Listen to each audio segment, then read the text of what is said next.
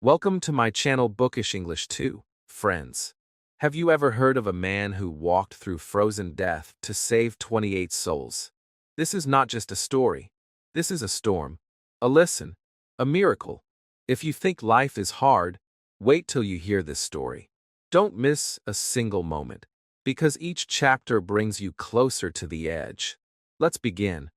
Chapter 1. It all started with a dream that was bigger than fear. A dream that didn't care about danger. A dream that laughed in the face of death. In the year 1914, a man named Ernest Shackleton made a decision that would change the lives of 27 men forever. He wanted to walk across Antarctica. Yes, friends, to cross the coldest, loneliest, and most dangerous continent on Earth. On foot. No one had ever done this before. It was nearly impossible.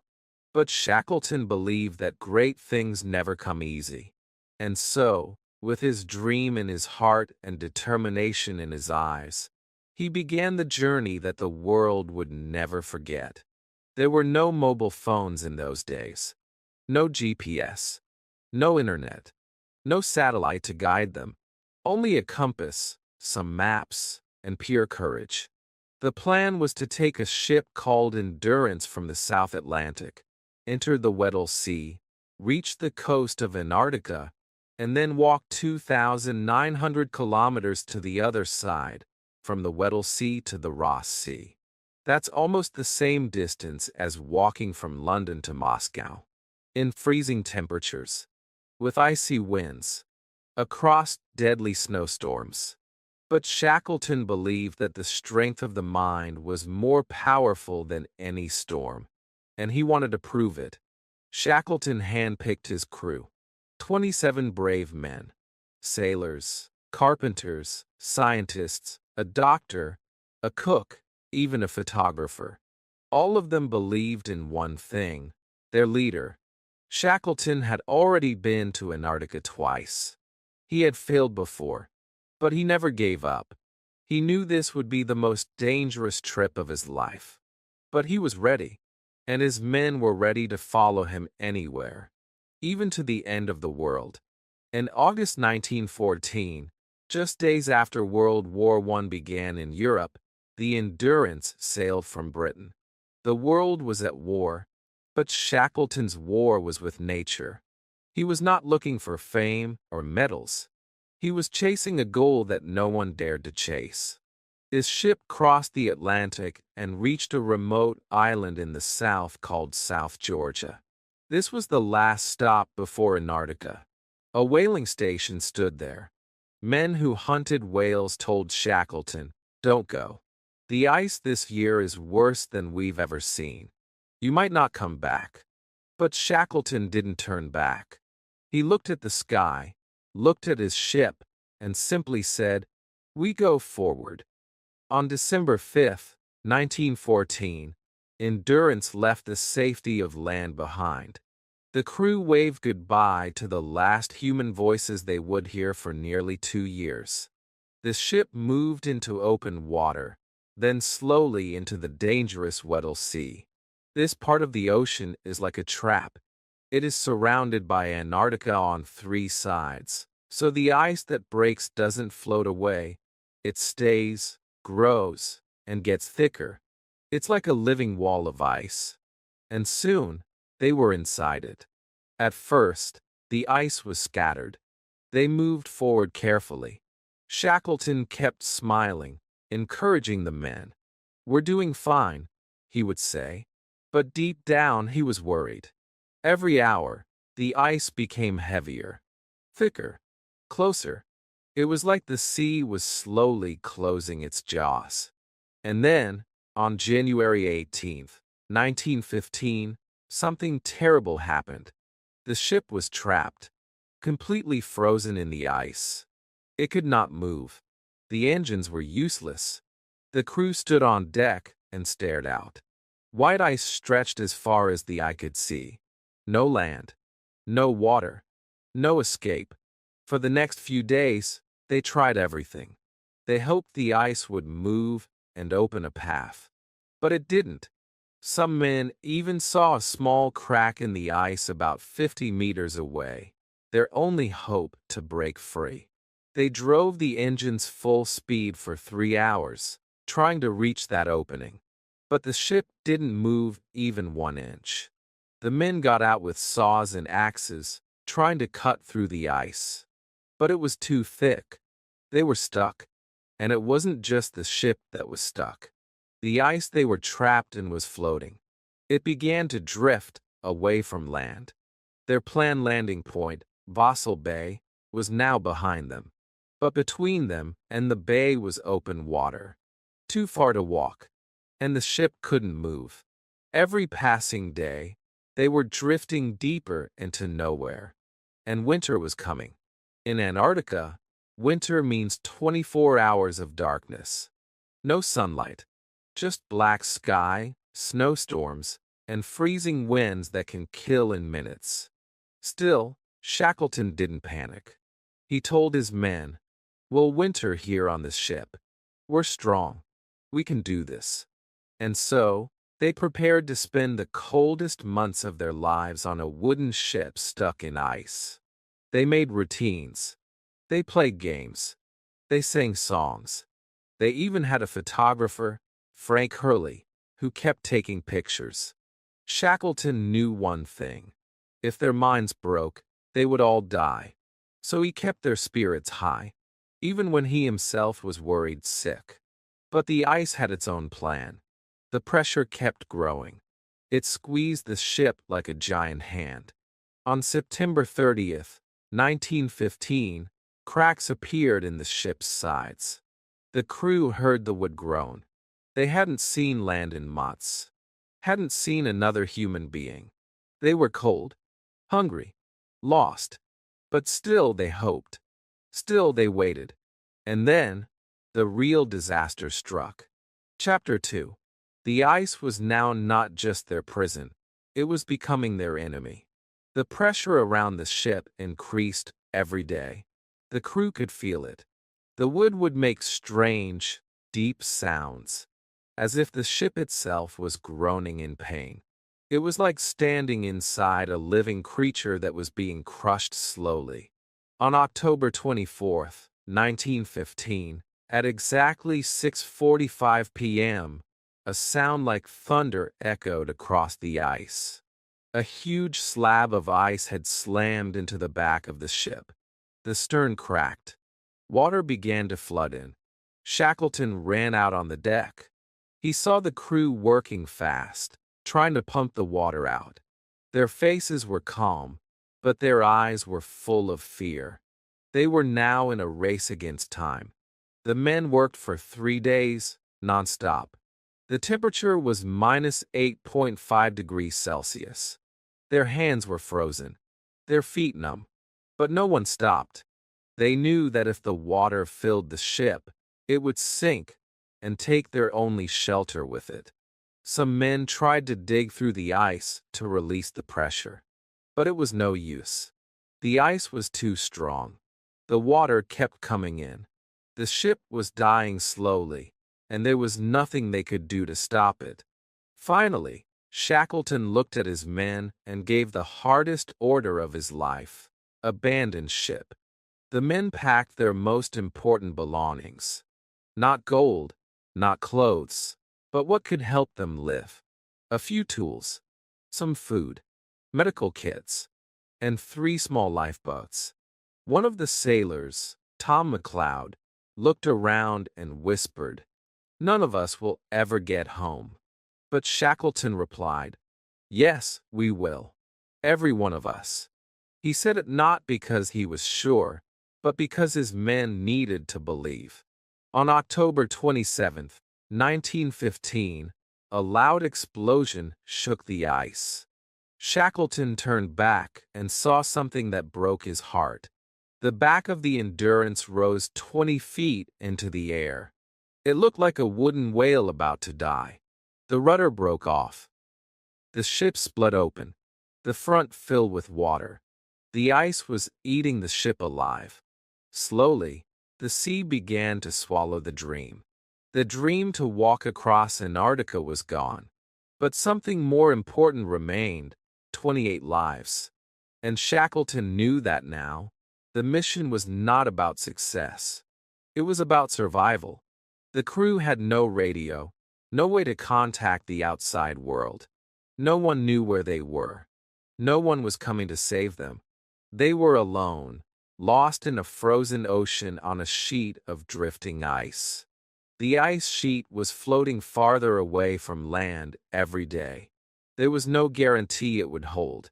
If it cracked beneath them, they would fall into the freezing sea. They needed to move. They needed to find solid ground. But where? And how? Shackleton gathered his team. He told them the truth. They had only 1 month's food left. That meant biscuits, tinned meat, and some supplies from the ship. There was not enough shelter. Many men slept directly on the ice, huddled close to share body heat. Some nights, the temperature dropped so low that their breath froze on their faces. They could barely sleep. And yet, no one gave up. No one said, "I can't." Because when you have a strong leader who believes in you, even the ice cannot break your heart. Shackleton made a decision. There was an island far to the north, Paulet Island, about 550 kilometers away. Years ago, when a Swedish ship had gotten stuck in Antarctica, some emergency supplies were left on that island. Shackleton himself had helped provide those supplies. Now, 12 years later, he needed them. He planned to reach Paulet Island with the lifeboats. But the journey would be long and dangerous. They had to carry the boats across the ice, boats that weighed more than a ton each. To do this, Shackleton gave a strict rule. Each person could carry only 2 pounds of personal items. Some men had letters from home. Some had books. Some had souvenirs. Shackleton himself placed gold coins and a Bible in the snow, to show that nothing was more valuable than life. The photographer, Frank Hurley, had over 400 photo negatives. He picked only 150 to carry. Those photos, saved at great cost, would later show the world this historic struggle. The crew started pulling the boats. But the ice was soft. After 3 hours of work, they had moved just 1 mile. They were exhausted. Shackleton realized it would not work. So, they built a new camp. This camp was named Ocean Camp. Here, they waited for the ice to carry them closer to land. They hunted seals and penguins for food. They shared jokes. Shackleton made sure everyone had work. No one was allowed to feel useless, because depression is dangerous in such times. They must stay strong, not only in body, but in mind. Weeks passed. On November 21st, 1915, the crew saw something terrible. Endurance, their ship, which still stood in the ice far behind, finally broke apart and vanished under the sea. They were only a few kilometers away and watched it happen. One moment, it was there. The next, it was gone. It felt like watching a friend die. For months, they had looked back at the ship and felt connected to home. But now, that connection was gone. Only the ice remained. Only the cold wind. And their courage. Now they had nothing. No ship. No map. No guarantee that the ice wouldn't break. But they had something stronger: belief. And that belief was not just in Shackleton. It was in each other. Chapter 3. After the ship was gone, the men stood in silence. They watched the last piece of the Endurance disappear under the ice. Some had tears in their eyes. That ship had been their home for more than a year. It had protected them from cold, storms, and fear. Now, it was gone forever. Shackleton did not say much. He stood quietly for a moment, then turned to his men and said, "Ship and stores gone. Now we go home." Those words were simple, but behind them was a mountain of determination. The men now lived on a floating sheet of ice in the middle of the Antarctic Ocean. There were no trees, no animals except a few seals and penguins. Just ice. Ice in every direction. Their new home was not land. It was a moving, melting platform, and they had no idea where it was going. It was like sitting on a slow boat with no engine and no sail. Only the wind and sea decided where they would go. But Shackleton remained calm. He still believed that they would survive. Somehow, the ice they were camped on was drifting east. Shackleton had wanted it to go north, toward Pallet Island. But the wind and water were stronger than their wishes. They couldn't fight it. So they stayed. They hunted seals and cooked them. They drank water by melting ice with their body heat. Every day was the same. Cold, hunger, and waiting. Weeks passed. The ice began to crack again. They had to move. Shackleton gave the order to break camp. They started walking again, pulling the heavy boats across the snow. They hoped to find stronger ice. Or maybe land.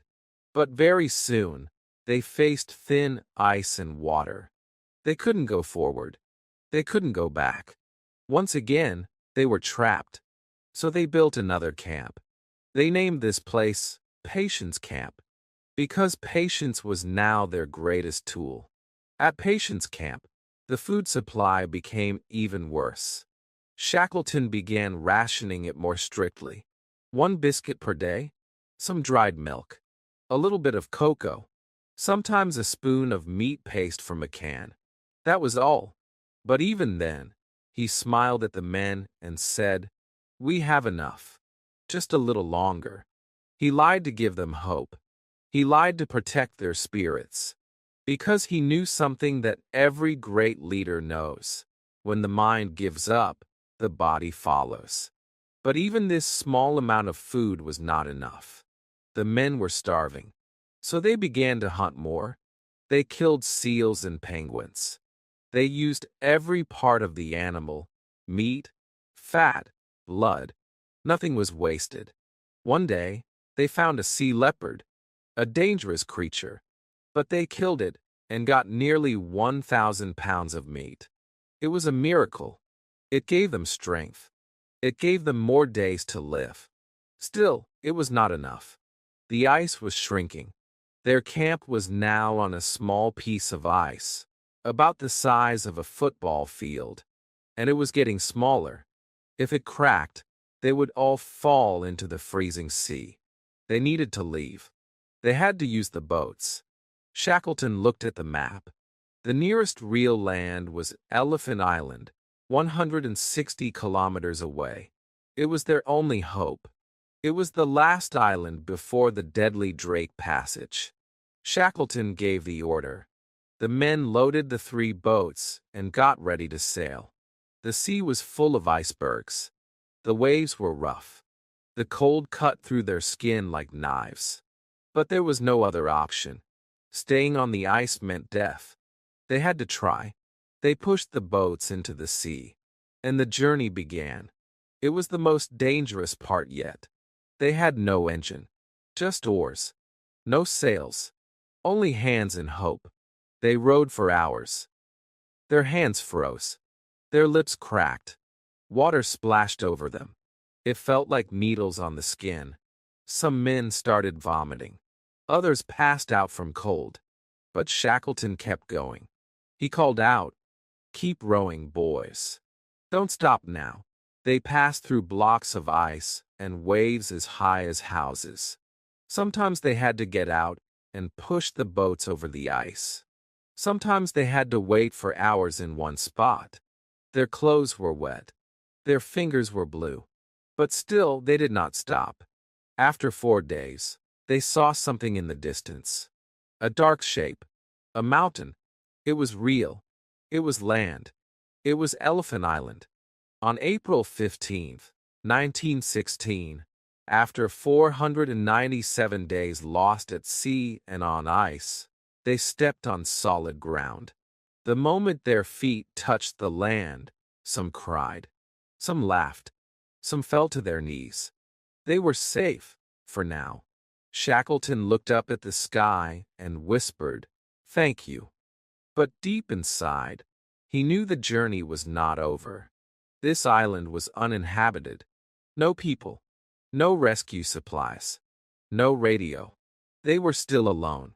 Now they had to ask the hardest question of all. How do we get home from here? Chapter 4. Elephant Island. A dark, rocky land covered in snow and ice. No trees. No animals to hunt. No humans. No hope of being discovered by any passing ship, because no ships passed this way. For the men of Shackleton's crew, it felt like reaching heaven and hell at the same time. They had land under their feet, yes, but they were still not safe. This island was not home. It was just another cold prison. Only this time, they were not floating. The men were exhausted. Their hands were frozen. Their bodies weak. One of the youngest crew members, Percy Blackborough, could barely stand. He had hidden himself as a stowaway months ago, secretly joining the expedition without permission. Shackleton had allowed him to stay. But now, after all they had been through, his legs were giving up. The cold had taken away his strength. And he wasn't the only one. The long journey had drained everyone. Still, Shackleton didn't rest. His mind was racing. He looked at the map again. He knew there were only 3 places they could possibly reach. Cape Horn in South America, about 800 kilometers away. Falkland Islands, 880 kilometers. Or the whaling station at South Georgia Island, 1,300 kilometers across the most dangerous sea on Earth. The Drake Passage, a place where waves reached 12 meters high, where more than 20,000 sailors had lost their lives over the years.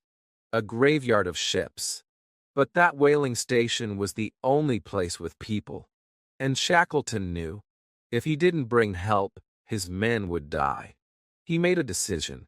He would take one of the boats, the strongest one, the James Caird, and sail to South Georgia with 5 others. A journey of 1,300 kilometers. In a 22-foot wooden boat. Across the most violent waters in the world. In winter, it sounded like suicide. But for Shackleton, there was no other way. He picked 5 men. Captain Frank Worsley, the navigator, Tom Crean, his loyal friend, John Vincent, Timothy McCarthy, and Harry McNish, the carpenter. These were the strongest and most trusted. Before leaving, Shackleton gave orders to Frank Wild, his second in command. Wild would lead the men left behind. Shackleton looked at him and said, "I will come back. Hold on. Keep them alive." He shook hands with every man. They watched him go, not knowing if they would ever see him again. On April 24th, 1916, the small boat set sail. The waves rose high. The boat rose and fell like a toy in a child's bath. Salt water soaked their clothes. The cold air bit into their skin. Inside the boat, there was no room to stand. They took turns rowing for 4 hours, then resting for 4 hours, curled up like animals, wet and shaking. They couldn't light a fire. They couldn't dry their clothes. They couldn't sleep properly. For days, they vomited, bled, and froze, but they kept going. One day, a giant storm hit them. The boat was tossed like a leaf. One wave almost flipped them. Shackleton thought the boat would break. He gritted his teeth, held the ropes tight, and shouted above the storm, "Hold fast!" He saw a bird flying in circles over their boat. In that moment, all his anger, pain, and frustration burst out. He screamed at the bird, not because he hated it, but because he was afraid. Even the strongest man sometimes cracks. But Shackleton didn't let it show for long. He wiped his face and kept rowing. For 14 long days, they sailed through hell. The sun appeared for only a few hours.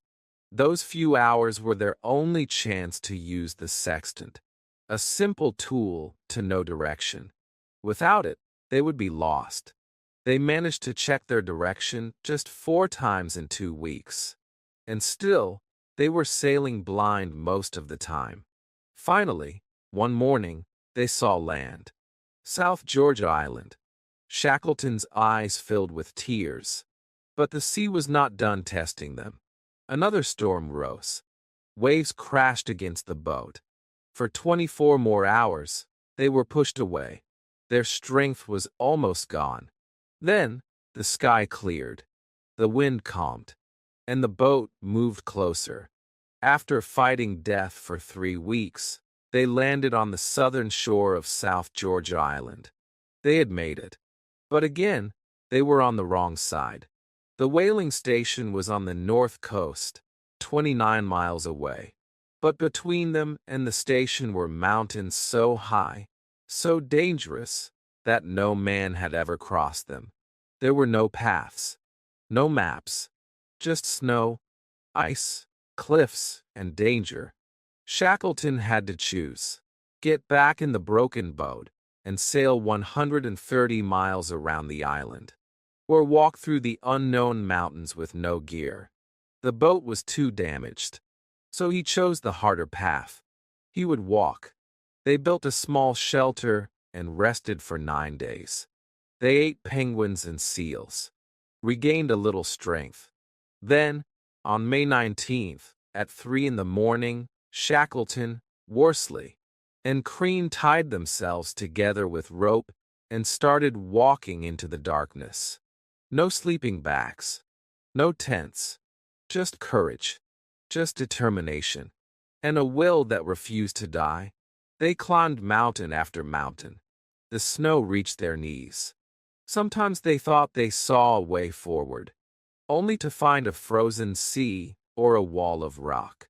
They had to turn back, again and again. For 36 hours, they didn't sleep. They didn't stop. They cut stairs into the ice with their axes.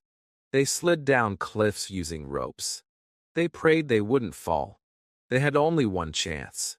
If they failed, no one would ever know where they died. Then, at sunrise, they saw smoke in the sky. It was coming from the whaling station. Shackleton's heart beat fast. He ran forward, falling, rising, falling again. He reached the station, dirty, frozen, unrecognizable. The men there stared in shock. "Who are you?" someone asked. Shackleton said only 4 words. "My name is Shackleton." Silence fell. And then, the tears came. He was alive. But his work was not over, because 22 men were still waiting on Elephant Island. Chapter 5. When Shackleton finally reached the whaling station on South Georgia Island, the people there could not believe their eyes. The man standing in front of them looked like a ghost. His clothes were torn. His beard was wild. His face was black from sun and cold. His voice was weak, but his eyes, they were still full of fire. One man whispered, "It's him. It's Shackleton." They thought he had died 2 years ago. But here he was, alive, and with only one request: "Help me save my men." The whaling station gave Shackleton food, dry clothes, and a warm place to sleep. He took a hot bath, shaved his beard, and for the first time in many months, lay down on a real bed. But his heart did not rest. He was thinking about the 22 men still waiting on Elephant Island. It had been over a month since he left them. He didn't know if they were alive. But in his mind, he saw their faces. He remembered their voices. And he had promised he would return. The next morning, Shackleton sent a boat around the island to pick up the 3 other men who were still on the south side of South Georgia. They had stayed behind to keep the shelter safe. When they saw the boat coming, they shouted and cried. They had survived, and now they were going home. It was a small victory, but the real test was still ahead. Shackleton now needed a ship strong enough to break through the Antarctic ice and reach Elephant Island. But South Georgia was a small place. It didn't have such a ship, so he asked the British government. They said they would help, but it would take time. Shackleton didn't want to wait. Every day he waited could be the day his men gave up. Every hour could be the difference between life and death. So he tried on his own. He got a ship and set sail toward Elephant Island. But just like before, the ice was thick. The ship couldn't pass. He turned back. He tried again with another ship. The same thing happened. The sea blocked him. He tried a third time, but the ice crushed their hopes again. Shackleton was not the kind of man who gave up, but now he was worried. He had tried 3 times and failed. The clock was ticking. Finally, the British government gave him a ship called Discovery, but it would take more weeks to prepare. Shackleton could not wait anymore. He begged the Chilean government for help. They gave him a small ship called Yelcho. It was not strong. It was not built for ice. But it was his only hope. Shackleton took the risk. On August 25, 1916, the Yelcho set sail for Elephant Island. Back on the island, the men were still alive. But they were losing strength. Frank Wild, the second in command, had done what Shackleton asked. Every morning, he would wake up and say to the men, "Pack your bags, boys. The boss may come today." He said it again and again, even when the days turned into weeks and the weeks into months. The men built a shelter using 2 overturned boats and pieces of sailcloth. They hunted seals and penguins. But the cold was brutal. The wind never stopped. Their lips cracked. Their hands shook. And still, they waited. One man, Blackborough, had a serious infection in his foot. His toes turned black. There was no doctor, no medicine. The other men had no choice. They had to cut off his toes to save his life. They did it with simple tools. No painkillers. Just courage. Another man had a heart attack, but somehow he survived. The truth was, no one on that island knew if Shackleton was even alive. Maybe he had died in the sea. Maybe he had been lost in the mountains. But Frank Wild never stopped believing. And because of him, the others kept believing too. Then, on August 30th, 1916, something unbelievable happened. A man outside the camp shouted, "There's a ship!" Everyone jumped to their feet. Was it real? Or were their minds playing tricks? They ran to the shore. And yes, there it was. A real ship, moving closer. And standing on that ship was Shackleton. They could not believe it. After 128 days alone on Elephant Island, after 2 years lost at sea, the boss had returned. Shackleton was back, just like he promised. The men cried. They shouted. They waved. The ship came close. Shackleton looked through his binoculars. He counted every man. All 22 were alive. When he stepped onto the island, no one said anything for a moment. Then one of the men simply said, "We knew you'd come." That moment was filled with silence and strength, because now the impossible had happened.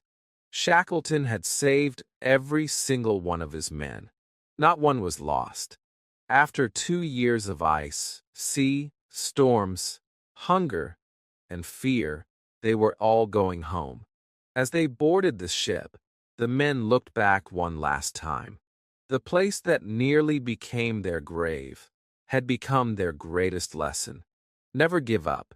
No matter how strong the storm. No matter how far the shore. Chapter 6. The men were now finally aboard the rescue ship Yelcho. The boat was small, cold, and crowded, but to them, It felt like the safest place on Earth. It was the first time in 2 years they had been inside a real ship. For the first time in 600 days, they were leaving Antarctica behind. There were no cheers, no loud celebration, just quiet smiles, soft tears, and deep, deep relief. Shackleton stood on deck, looking at the faces of his crew one by one. All 27 were there. Not one had been lost. And that was his greatest success. But even now, Shackleton couldn't fully relax. The sea was still rough. Icebergs floated in the distance. The winds were strong. The Yelcho was not made for Antarctic waters. If something went wrong now, after coming so far, the dream of rescue could still turn into another disaster. So Shackleton kept watch. He barely slept. He stood on the bridge with the captain, scanning the horizon, checking the ice. His body was tired, but his mind was still sharp. Until they reached land, he would not stop. Behind him, the crew slept for the first time in peace. Some of them hadn't smiled in weeks. Now, their faces were soft again. Black Boro, the young stowaway whose foot had been amputated, lay in a corner, wrapped in warm blankets. He couldn't walk, but he was alive. That was enough. Frank Wild sat quietly, his eyes closed, holding his diary. Tom Crean whispered a small prayer. Worsley, the navigator, smiled for the first time in days. These men had suffered more than most people could ever imagine, and yet they had survived. On September 3, 1916, the Yelcho reached Punta Arenas, a small port in southern Chile. News of the rescue had already spread. People were waiting at the docks. They had heard that Shackleton had returned, and that he had brought all his men back. As the crew stepped off the ship, people clapped. Some cried. Many shook their hands. Shackleton didn't speak much. He was proud, but he didn't want fame. He just wanted to keep his promise. Back in England, World War I was still raging. Cities were under attack. Soldiers were dying every day. When the newspapers reported Shackleton's story, it gave people hope. It reminded them that even in the darkest of times, the human spirit could still shine. One headline read, "All men saved. Shackleton's miracle on ice." People across the world called him a hero. But Shackleton never claimed to be one. He once said, "I was only doing my duty." That was who he was, a leader who put his men before himself. The British government offered to give him awards, medals, honors. But Shackleton had something else in mind. He wanted to go back. Yes, even after everything, he wanted to return to Antarctica. His dream of crossing the continent was still alive. Many people could not understand it. Why go back, they asked. Why face that pain again? But Shackleton wasn't chasing pain. He was chasing purpose. He didn't want to die a hero. He wanted to live with meaning. In 1921, 5 years after saving his crew, Shackleton began planning another expedition to Antarctica. He called it the Shackleton-Rowett Expedition. This time, he wanted to explore uncharted islands and finish what he had started. But his body was no longer the same. Years of cold, stress, and exhaustion had taken their toll. He was not as strong as before, but his mind was still unbreakable. In December 1921, he sailed again for South Georgia Island. It was the place where he had made history, the place that had tested him and proved his strength. On January 5, 1922, just days after arriving, Shackleton suffered a heart attack. He passed away quietly in his cabin. He was only 47 years old. His wife later wrote, "He belongs to the South." And so, he was buried in South Georgia. the same island where he had made the impossible possible. His grave still stands there today. A simple stone, no loud words, just his name, and the place that became both his battlefield and his resting place. Visitors from around the world come to see it. Some bring flowers. Others just stand in silence, thinking about the man who never gave up. But Shackleton's story didn't end there. In 2022, 100 years after his death, scientists searching the sea near Antarctica made a shocking discovery. They had found the Endurance, his lost ship. It was sitting on the sea floor, 10,000 feet below the surface, frozen in time. And it looked almost perfect. The cold waters of the Weddell Sea had kept it safe, untouched for more than a century. The name, Endurance, was still visible on the side, like a message from the past, a reminder that courage never sinks. Shackleton's life teaches us something powerful. You don't need to win to be a hero. You don't need medals to be remembered. True greatness comes when you care more about others than yourself, when you lead with heart, when you keep your promises, and when you refuse to give up, no matter how hard the journey. He didn't cross Antarctica, but he crossed something greater, the limits of human fear. And he brought every man back alive. That, friends, is the mark of a real leader. Chapter 7. The world called Shackleton a hero. Newspapers across continents printed his story. Leaders, kings, and explorers praised him. But when people asked him how he saved all 27 of his men in such a deadly place, he simply smiled and said, "I put their lives before mine." That was Shackleton. He didn't brag. He didn't seek attention. But deep inside, he knew leadership is not about shouting. It's about listening, caring, and deciding when no one else can. That's what kept those men alive. Back on Elephant Island, those last 4 months had been the most difficult of all. After Shackleton left with 5 crew members in the boat, the 22 remaining men had only one thing to hold on to: faith. The island was brutal. Winds howled day and night. Temperatures dropped below freezing. There was no warmth, no sunlight, no sign of life. They had very little food. They had no shelter, except 2 overturned boats and some sails. It was like living inside a freezer with no escape. Yet, they waited. Frank Wild, the man Shackleton left in charge, became the heart of the camp. Every morning, no matter how cold it was, he stood up and told the same line: "Pack your things, boys. The boss may come today." And every evening, when no ship arrived, he didn't break down. He didn't show sadness. He simply looked at his men and said, "Tomorrow, then." It became a ritual, a small sentence that gave big hope. This routine saved them. It gave them something to believe in. In such places, when hope dies, people die. But Frank Wild kept the flame alive. They hunted penguins. They boiled bones. They ate seal meat raw when they had no fire. When the snow was too strong, they lay under wet blankets, trembling but not giving up. And even when some men lost feeling in their fingers and toes, even when lips cracked from thirst, they still waited. Because they believed in Shackleton. They believed he would return. But time was running out. Blackborough, the youngest crew member, was suffering from frostbite. His leg had turned black.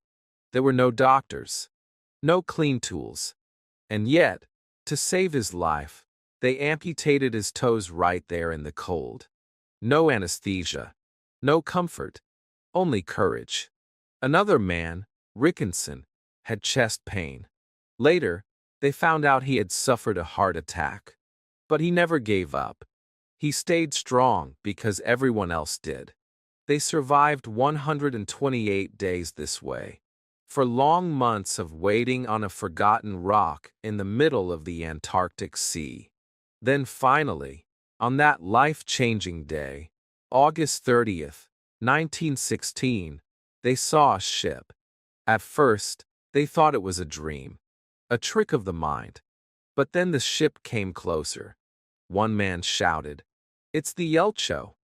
Another screamed, "The boss. It's the boss." Tears poured down their faces. For the first time in months, their pain melted into joy. Shackleton stood at the front of the ship, using binoculars to count heads. One by one, he whispered the names to himself: Wild, Hurley, McElroy, Blackborough, all present, all alive. His eyes filled with tears. He had kept his promise. When the Yelcho reached the island, there was no long speech. No big drama.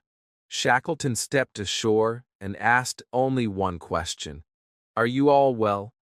Frank Wild smiled, saluted, and said, "All safe, sir. All well." Those words hit Shackleton like a wave. Against all odds, they had made it. The men packed what little they had. They looked at the place that had nearly killed them and whispered goodbye. Some even touched the ground one last time. It had tested them, broken them, but also made them stronger. They left with no treasure, no medals, only memories of a miracle. As the ship sailed back to safety, they didn't sing or dance. They sat quietly, holding on to each other. Their bodies were thin, their skin pale, but their hearts were stronger than ever. They had survived not just cold and hunger, but the fear of being forgotten. And the truth is, friends, they were not forgotten. Their story became one of the greatest examples of survival in human history. Today, it is taught in leadership schools, military academies, and history books. Not because they won a war or reached the South Pole, but because they showed the world what humans can do when they refuse to give up. No radios, no rescue teams, no GPS. Just one leader, 27 believers, and a fire in the heart that said, "We will not die here." Chapter 8. The ship Yelcho slowly moved away from Elephant Island. The men stood at the back, watching the island grow smaller and smaller. It was hard to believe they were really leaving. That icy rock had been their world for 4 long months. A world of hunger, freezing winds, pain, and endless waiting. Now, after everything, they were finally going home. But it wasn't just a physical return. It was emotional. It was spiritual. They were not the same men anymore. They were survivors. Shackleton stood quietly, his hand gripping the rail. He didn't smile much. He didn't celebrate. He was thinking, remembering every risk, every sleepless night, every painful decision. He had walked across glaciers. He had sailed across storms. He had seen his ship break apart like matchsticks in ice. But the hardest thing he had done was keep 27 men alive when everything said they should die. And now he had done it. But it came at a price, a heavy one. Most of the men had lost weight. Their skin was darkened by frostbite and sunburn. Some had lost feeling in their fingers. Others walked with pain in their feet. But they were not bitter, not angry. They didn't complain. They knew they had been part of something greater, something unforgettable, something people would talk about for generations. A true test of human spirit. When they arrived in Chile, the people welcomed them with open arms. The crew was taken to a hospital. Doctors checked them. Nurses brought hot soup and blankets. Reporters asked questions. Everyone wanted to know how they had survived. But there was one thing everyone kept repeating. All of them are alive. No one died. It felt like a miracle. Because it was. Back in Britain, the country was deep in war. The newspapers printed the news with excitement. Shackleton returns. Every man safe. But the joy didn't last long. Just days after the men reached safety, they were asked to join the army. The world was still at war.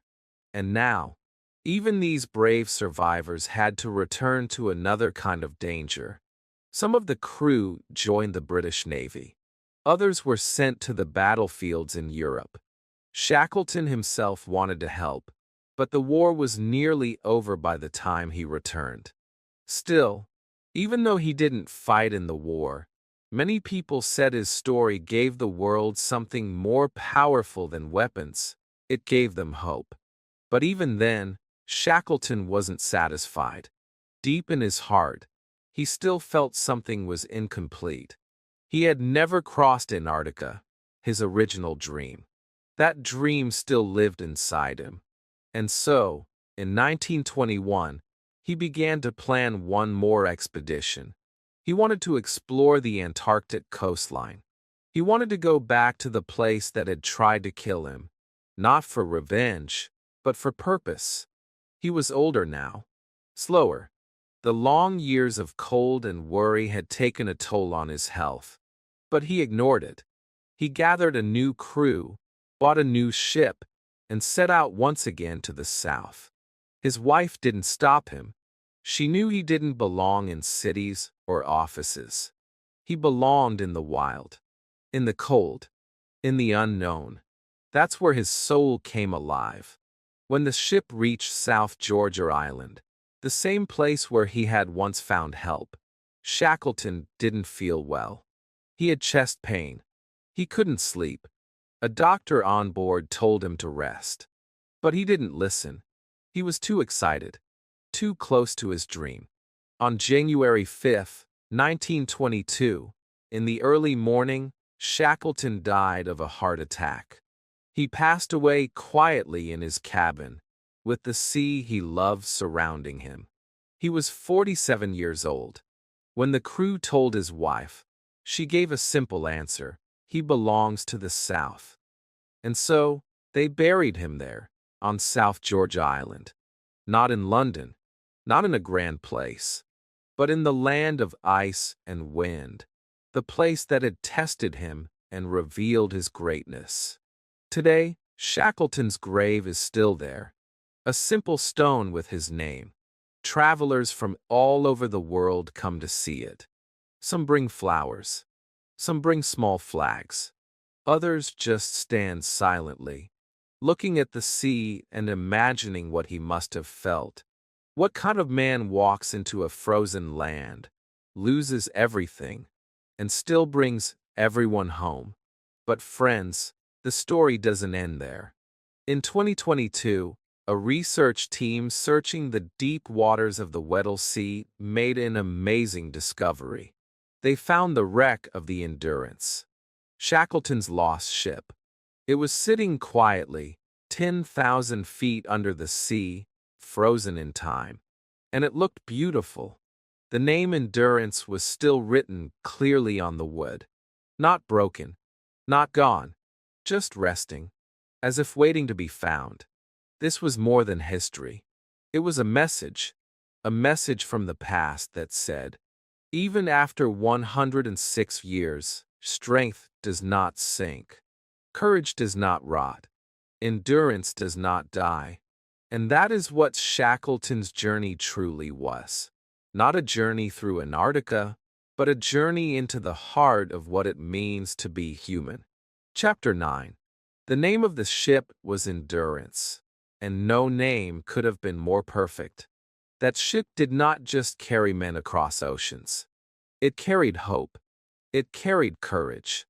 And even after it sank beneath the ice, it carried a story that would live on for more than 100 years. In 2022, when scientists found Endurance at the bottom of the sea, perfectly preserved, it was like finding a frozen piece of bravery. A ship lost in time. A symbol of everything Shackleton stood for. They sent cameras deep into the Weddell Sea. nearly 10,000 feet below the surface. There it was, still whole, still strong. The wooden beams had not collapsed. The name, Endurance, still shining on the bow. No sea creatures had eaten it. No rot had taken it. It had simply waited, just like the men once did on the ice. Quiet, brave, unbroken. This discovery shocked the world. People had searched for this ship for decades. But ice, cold, and darkness had hidden it well. And now, 106 years later, the ship came back. Not to sail again, but to remind us what it meant to endure, what it meant to lead, what it meant to never, ever give up. Back in Shackleton's time, there were no rescue helicopters, no satellites, no weather updates, no emergency calls, only a compass, a map, and belief. Today, it's hard to imagine surviving such a place without technology. But Shackleton didn't rely on machines. He relied on trust.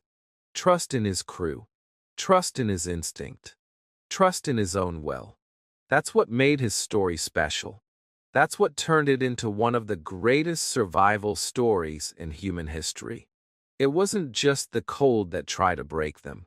It was time. It was fear. It was doubt. But they held on, together. Every man had moments of weakness. Some cried. Some prayed. Some nearly gave up.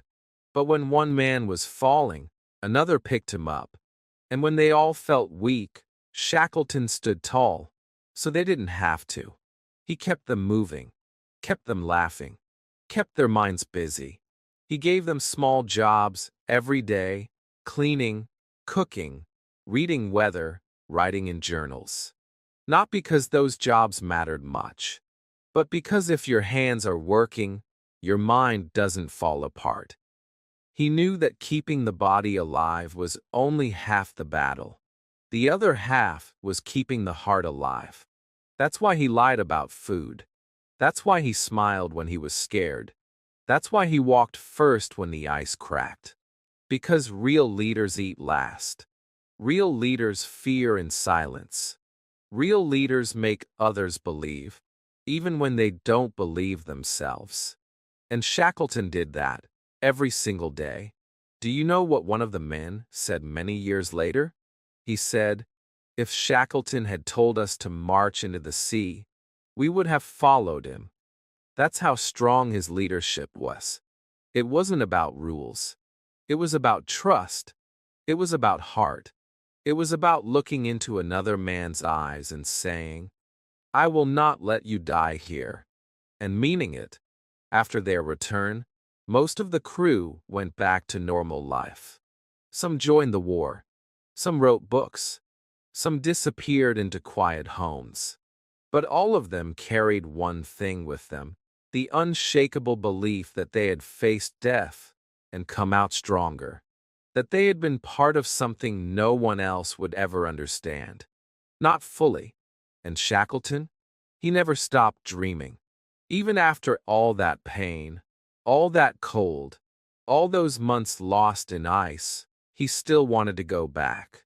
Not for glory, not for fame, but because some souls are made for the wild. Some hearts are born to walk where no road exists.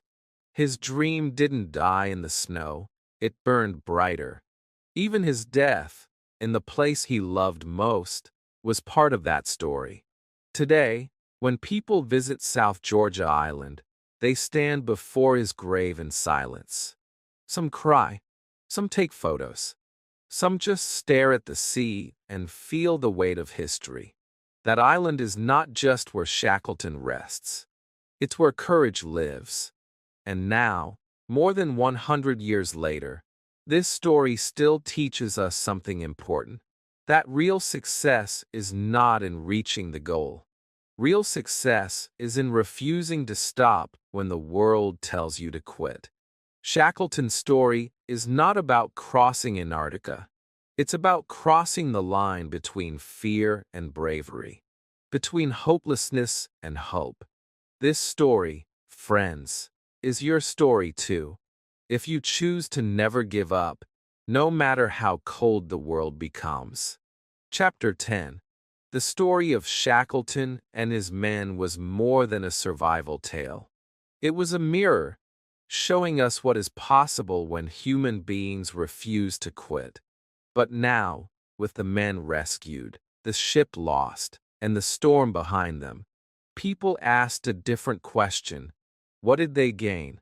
What did they carry with them after losing so much? They didn't return with fame. Most of them didn't even get paid properly. The world was deep in war. People were dying in Europe. Newspapers quickly moved from Shackleton's rescue to the next battle report. His return was celebrated for a short time, then forgotten by many, but not by those who mattered. Not by the 27 men whose lives were saved. Each man had changed, not just in body, but in soul. They had lived through something most people never would. They had stared into the cold face of death, not once, but for hundreds of days, and lived. That kind of experience doesn't fade. It becomes a part of you. Some men returned to their families and told stories. Others stayed silent, carrying the memory quietly, like a scar under the skin.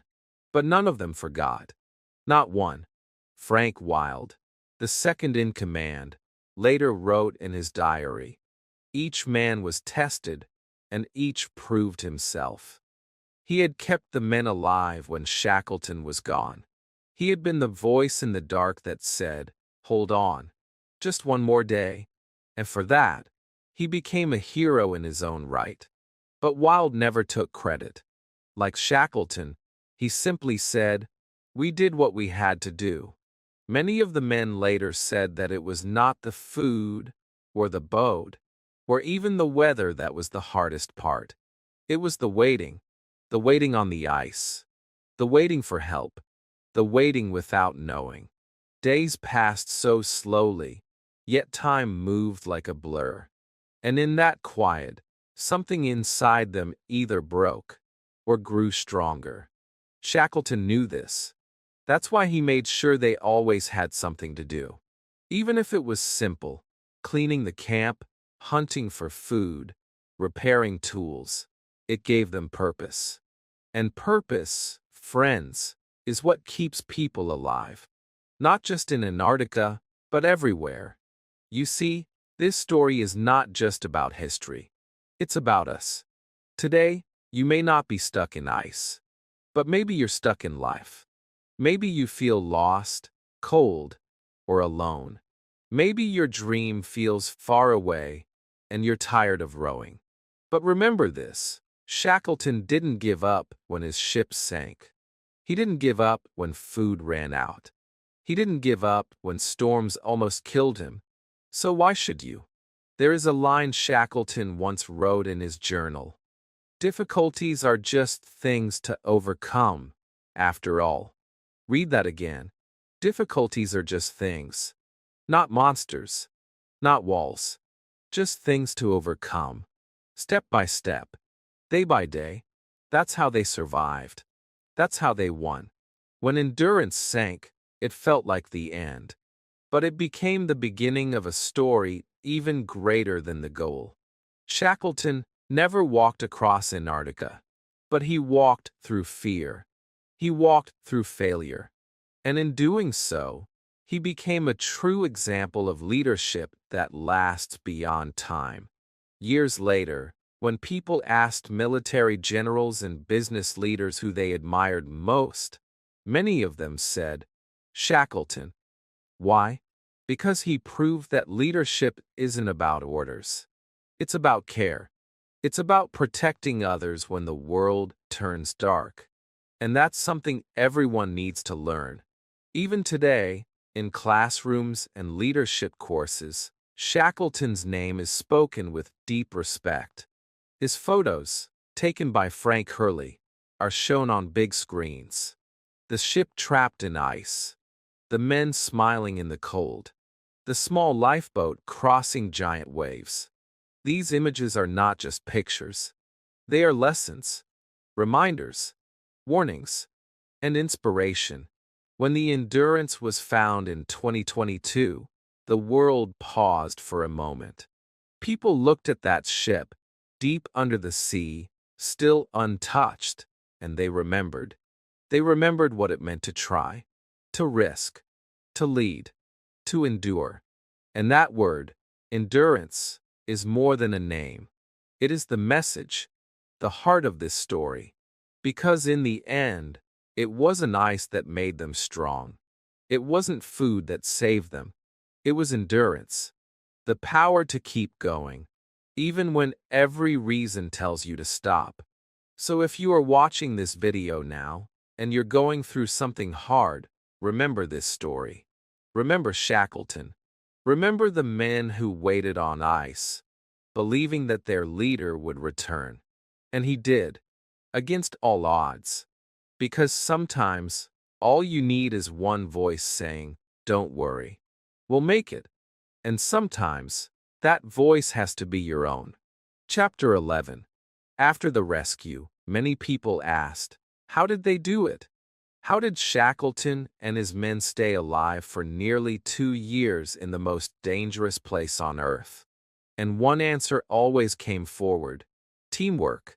In every moment of pain, in every second of fear, they were never alone. They stayed together. That is how they survived. And that is how they came home. Let's go back to those days on the drifting ice. Imagine being there. You wake up in the dark. You don't know what day it is. You're sleeping on cold ice. Your clothes are always wet. Your boots are frozen. You don't know if you'll eat today or not. The wind screams all around you. It's like living inside a storm. Every day feels the same: cold, slow, and painful. Most people would lose their mind. Most people would give up. But these men did not. Why? Because they had each other. Shackleton made sure no man was left behind. No one was ignored. If someone was feeling weak, another man helped him walk. If someone felt hopeless, someone else gave him courage. And Shackleton was always watching. He didn't let anyone sink into sadness. He told jokes. He asked questions. He gave tasks. He reminded them, we are in this together, and we will get out together. This was not easy. There were arguments. There was hunger. There was frustration. But Shackleton managed it all. He never yelled. He never blamed. When someone was angry, he listened. When someone cried, he comforted. When someone fell, he helped them stand. That's the kind of leader he was. A man who made others stronger just by standing near them.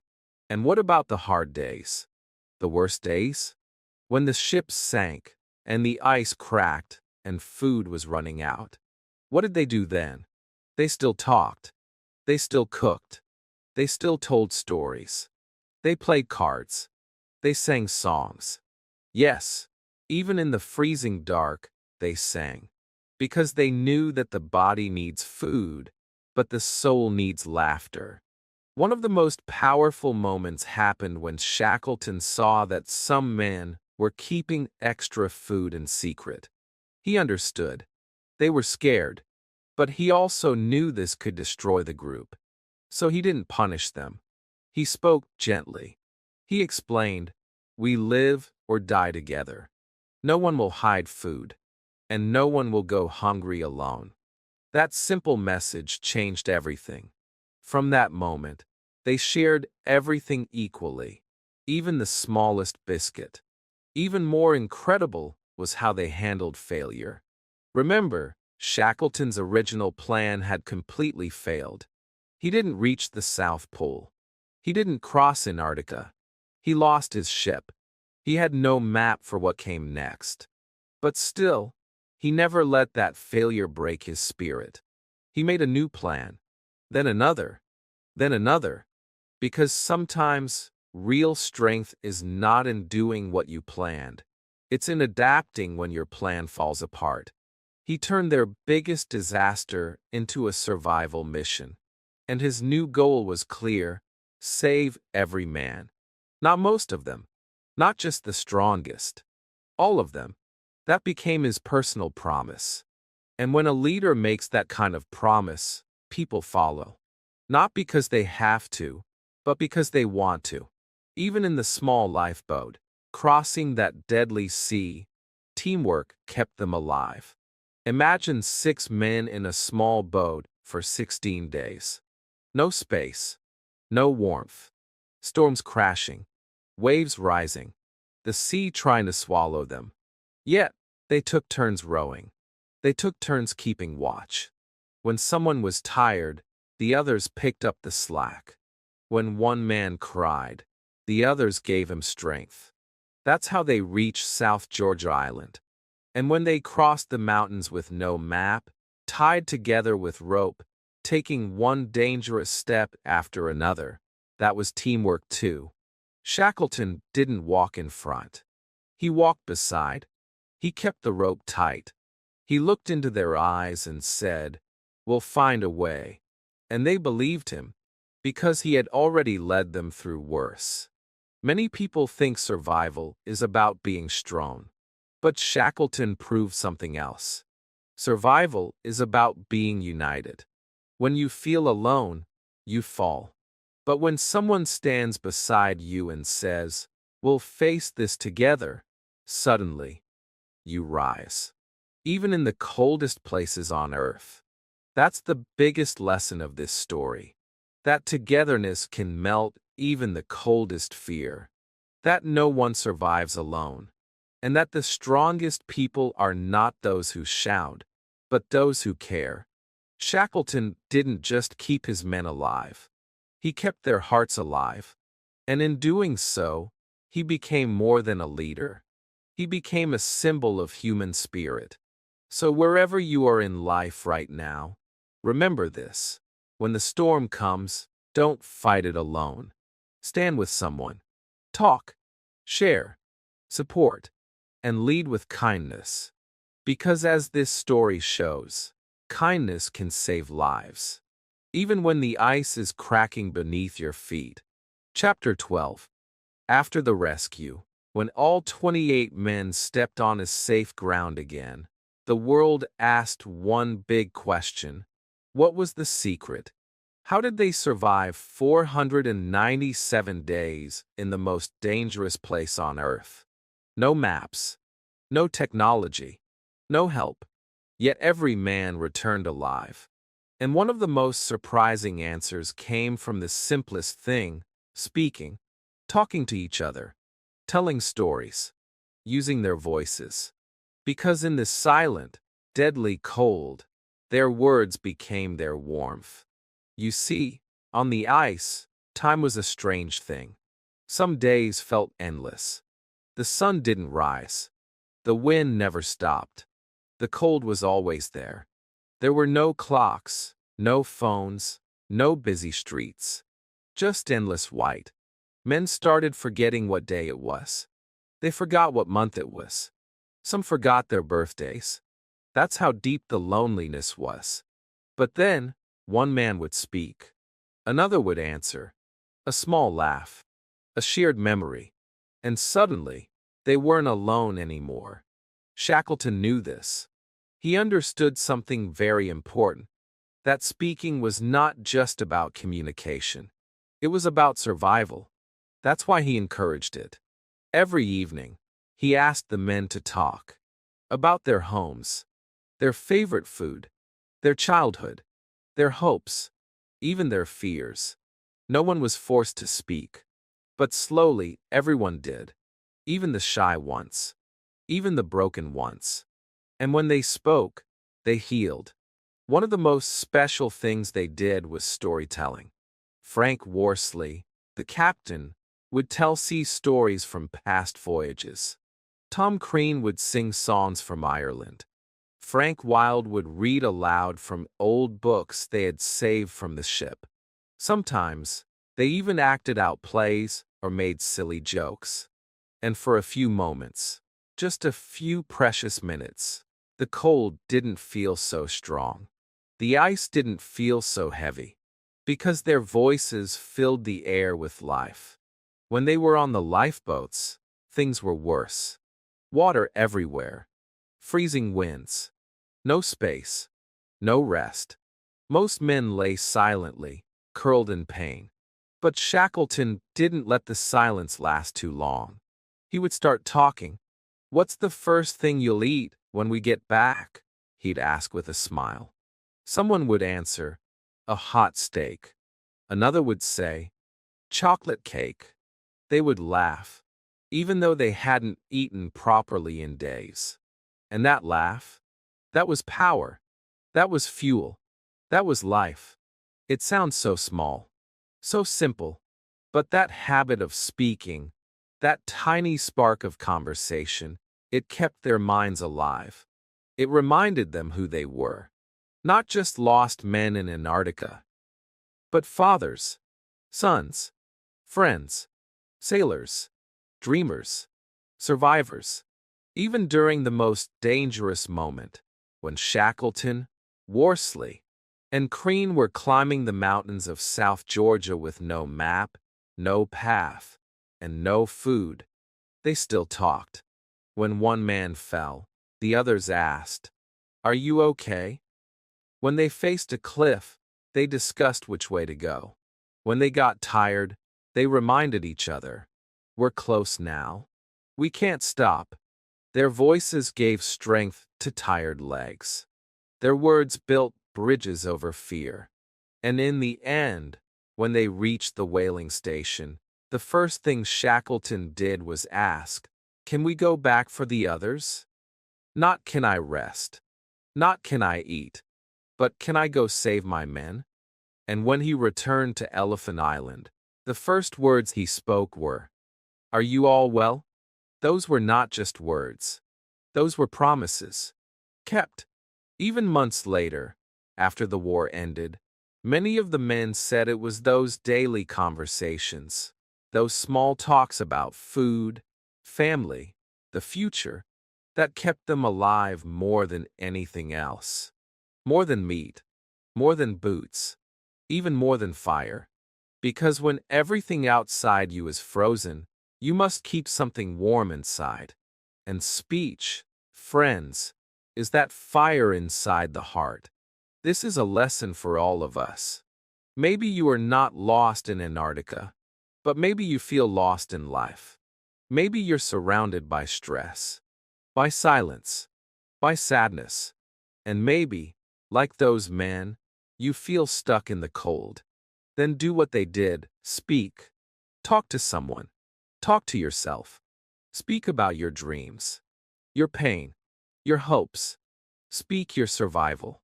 Because sometimes a small sentence can be a lifeline. A short chat can become a warm campfire. And even in the coldest storms, one voice can keep another soul alive. Chapter 13. After the long journey home, Shackleton's crew spread across the world. Some went back to families. Some joined the war. Some never spoke much again about what happened on the ice. But in quiet moments, when they sat alone or looked at the stars, they remembered it all. The endless white, the ice cracking under their boots, the soft voice of a teammate saying, "We'll be okay," and the strong, steady presence of Shackleton, walking ahead, even when the road had disappeared. Shackleton's name became a symbol, not just of adventure, but of unbreakable will. Yet, the world around him was changing. War had changed Europe. New machines were being built. New technology was growing. But Shackleton didn't want to stay still. He was not made for normal life. He belonged to open waters and unknown lands. So, in 1921, he planned to return to the South once more. Some people called him mad. Why go back? Why return to the place that almost killed you? But Shackleton smiled and said, "The call of the wild never leaves you." His heart beat for the silence of snow, the sound of wind over frozen seas. He didn't want luxury. He wanted meaning. And in the deep south, he found it. He bought a small ship and called it Quest. He gathered a new crew, some of them old friends from the Endurance days. The plan was to explore the Antarctic coast and nearby islands. But before reaching Antarctica, the ship stopped at South Georgia Island, the same place where Shackleton had once found rescue and hope. That night, he felt pain in his chest. He was only 47, but his body was tired. It had carried too much for too long. On the morning of January 5, 1922, before the sun rose, Shackleton died in his cabin. Quietly, suddenly, as if his heart had whispered, "This is enough." The doctor could do nothing. The crew was shocked. Their leader, the man who had walked through fire and ice, was gone. When the ship sent the news home, Shackleton's wife gave a simple answer. She said, "He belongs to the South." So they buried him there, on South Georgia Island, near the cold winds and icy seas. His grave faces the ocean. A stone cross stands behind it. No grand statue, no crown, just a simple message.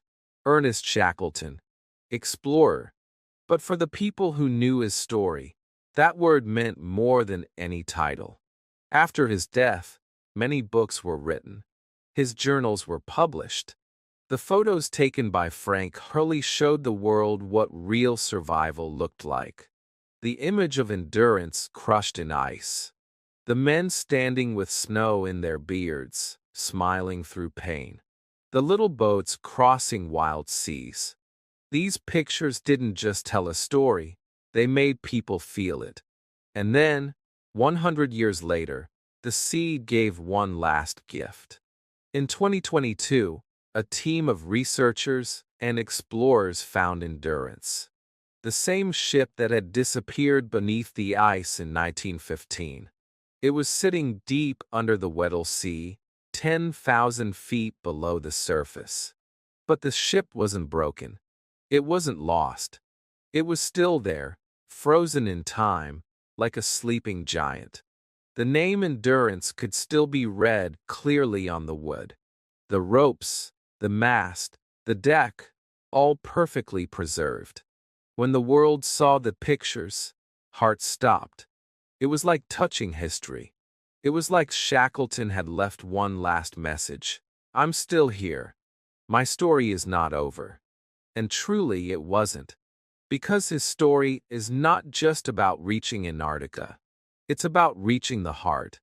It's about showing what a human being can do when nothing is left but hope.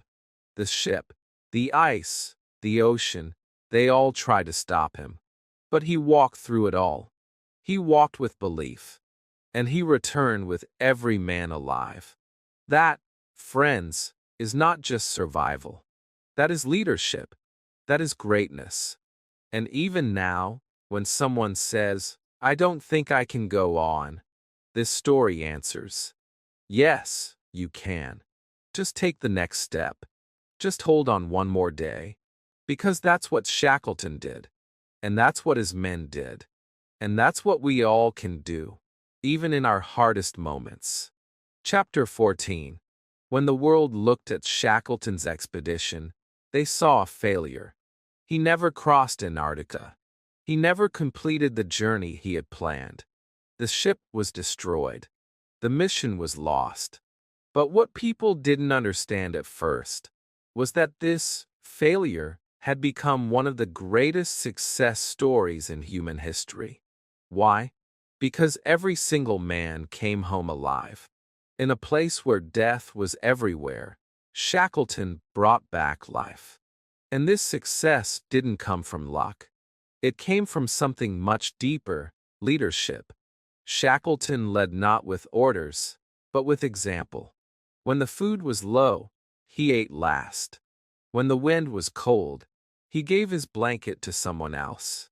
When someone was silent and sad, Shackleton noticed. He sat next to him, spoke to him, gave him hope. That was his real gift. Not just navigating ice and water, but navigating human hearts. There's a famous story. One night, on the ice, a man was shaking with cold. He had no energy to continue. Shackleton took off one of his own gloves and gave it to him. "You need it more than I do," he said. The man survived, but Shackleton got frostbite in that hand. He never complained. He never spoke about it later. That was the kind of leader he was. Quiet, strong, sacrificing. And his leadership had rules, not written ones, but felt in every decision. Rule 1. Stay together. No man was ever left alone. When one person went to collect snow for water, another followed. When someone went to the toilet, a friend waited nearby. Not because it was safe, but because it was human. They were more than a crew. They were a family. Rule 2. Hope is your weapon. Every morning, Shackleton smiled. Even when he was scared. Even when he didn't know the way forward. He smiled to give courage to his men. And they smiled back because they trusted him. In the darkest times, that hope was like a light. Small, but powerful. And that light never went out. Rule 3. Adapt. Be flexible. Change the plan if needed. Shackleton wanted to cross Antarctica. That dream died. So he built a new dream to keep every man alive. And when the ship was lost, he didn't cry. He acted. When the ice moved, he moved. When the sea rose, he rose. He didn't fight the storm, he worked with it. Like a river flowing around rocks. That's why he survived. And there was another secret. Shackleton gave every man a job. He didn't let anyone feel useless. One man cooked. One cleaned. One played music. One told jokes. Even the photographer had a mission to save the memory. When a person feels needed, they feel stronger. They feel human. And in that frozen world, feeling human was everything. The men said later, Shackleton never promised comfort. But he gave us confidence.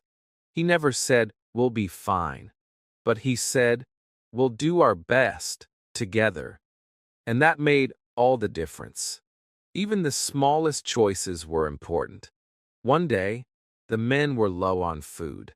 They had a little bit of chocolate, only a small piece for each man. Shackleton had some extra.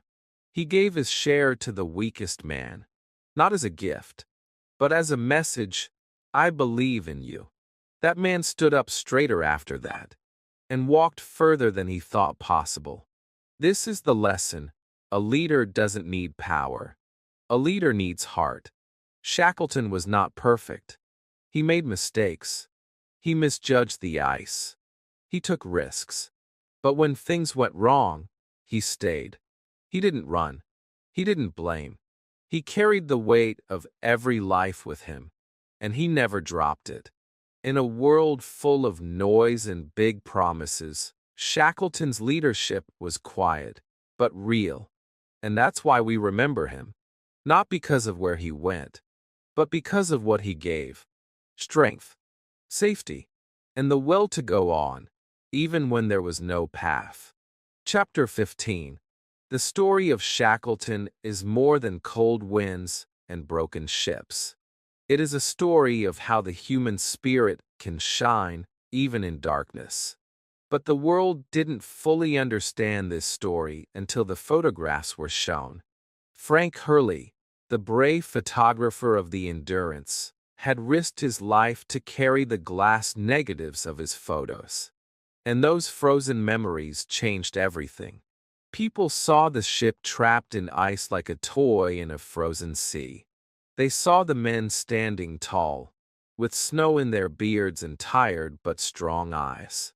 They saw laughter in hard moments, teamwork in bitter storms, and silence in places where no words were enough. These pictures told the world. This was not just survival. It was a masterpiece of determination. When the photographs were finally shown in London, the crowd was silent. These were not actors. These were real men, facing a deadly continent and still standing proud. Some cried. Some felt brave. Some felt small. Shackleton, once seen as a failed explorer, was now being called a hero, a role model, a symbol of hope in times of crisis. Even newspapers, who had earlier doubted his journey, now said, Shackleton brought every man back alive. That's success. Soon, the name Endurance became known not just in Britain, but around the world. People in America, Australia, and Europe read the story of the man who didn't give up. Schools taught children about Shackleton. Companies studied his leadership style. Even soldiers in World War I read his book for courage during battle. His life became a lesson. When things fall apart, your attitude decides everything. But for Shackleton's men, the memories stayed fresh, not just of the adventure, but of each small moment that helped them stay human. They remembered singing songs at night in the cold. They remembered how Shackleton made them shave, even on the ice, to feel normal.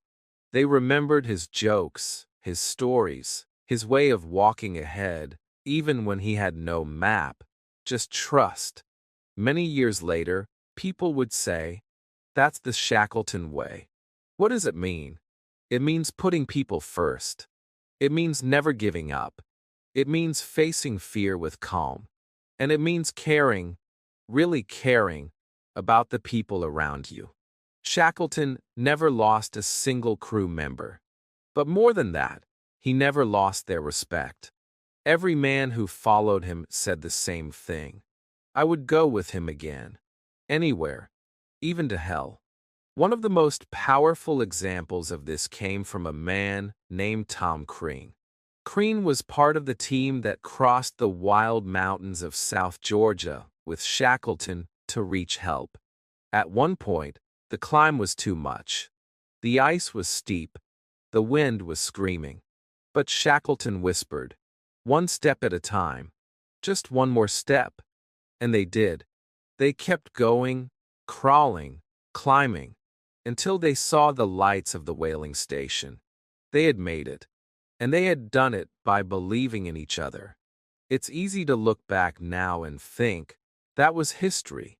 But the truth is, that kind of courage is still needed today. Maybe not on ice. Maybe not with snow. But in daily life. In our jobs. In our problems. In our fears. When we feel stuck. When we feel cold inside. When we don't see the way forward. Shackleton's story reminds us, don't give up. Take the next small step. And help the person beside you. So many stories are loud. Full of shouting, drama, and fake victory. But this one is quiet. And that's why it stays in the heart. A group of men lost in a frozen world. Who found something even stronger than escape. They found purpose. They found each other. They found that even if everything is taken away, if you keep walking, if you keep believing, you are not lost. And that, my friends, is why Shackleton's story will never melt away. Chapter 16. After everything they had survived, the frozen sea, the broken ship, the hunger, the dark nights, and the endless days on drifting ice, the journey still wasn't over. Shackleton had reached the whaling station in South Georgia, but now came the hardest part, saving the rest of his men. 22 of them were still waiting on Elephant Island. Cold, tired, and slowly losing hope. Shackleton had promised he would return for them. And when Shackleton made a promise, it was like a rock, unbreakable. But the sea was cruel. The ice was thick. The weather was wild. Shackleton tried once to sail back, locked by ice. He tried again. The engine broke. A third time, The storm threw them off course. But did he give up? No. With every failure, he stood up straighter. He didn't sleep much. He didn't rest. His mind was full of one thought. My men are waiting. I have to go back. Finally, on his fourth attempt, he got a strong little ship called the Yelcho. It belonged to the Chilean Navy. It wasn't big. It wasn't strong. But it had something powerful, hope. Shackleton boarded it with his small rescue crew and looked out at the sea one more time. Icebergs floated like silent mountains. The wind screamed. The journey was not easy. But this time, it felt different. This time, the ice began to move. The sea began to open, and the Yelcho kept sailing forward. On August 30th, 1916, after more than 4 months of waiting, the men on Elephant Island saw a shape on the horizon. A ship, a flag, a miracle. At first, they didn't believe their eyes. Was it real? Was it Shackleton? They ran to the edge of the island. They lit fires. They waved their arms. And soon they saw his face. It was him, Sir Ernest Shackleton, the man who never forgot them. Tears ran down their faces. Strong men, grown men, fell to their knees. They had survived on hope, and hope had returned. Shackleton climbed down from the Yelcho and shouted the only question that mattered. "Are you all well?" And one of the men shouted back, "All safe, all well, boss." Shackleton closed his eyes and breathed deeply. Not one man was lost. Not a single life. He had done it. The rescue was quick. There was no time to waste. Ice could trap the ship again.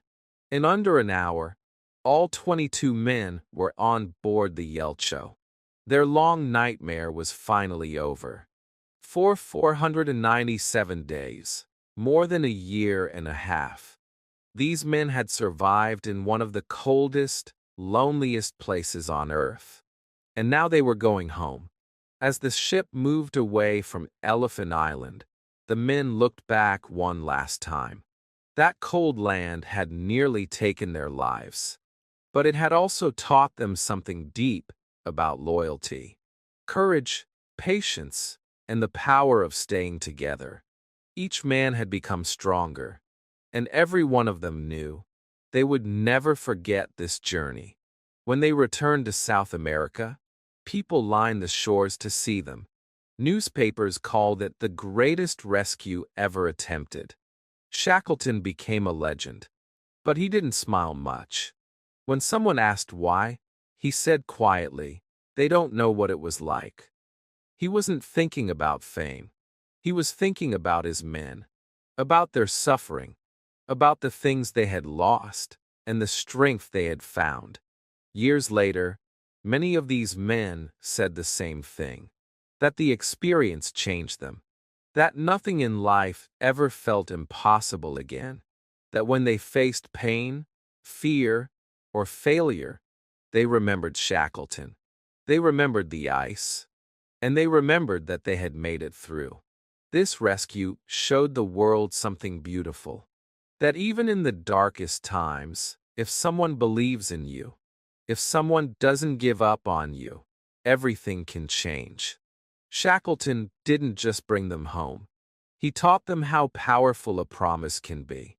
He showed them that true leadership means being the last to sleep, the first to rise, and never letting go of your people, no matter the cost. And that's a lesson for all of us. In our own lives, we may not be on an icy island, but we all go through storms. We all feel stuck sometimes. And in those moments, we need someone like Shackleton, or we need to be like Shackleton, strong, steady, and full of heart. Chapter 17.